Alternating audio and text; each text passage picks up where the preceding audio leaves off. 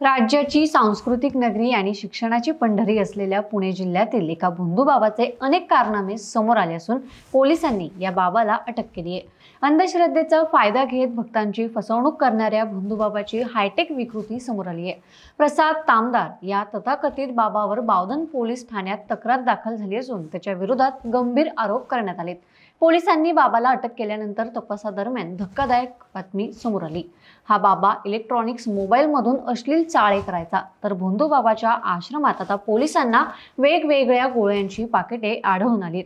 आरोपी भोंदूबाबा प्रसाद हा भक्तांच्या मोबाईलमध्ये हिडन ॲप डाउनलोड करून भक्तांच्या खाजगी क्षणांवर नजर ठेवत असे।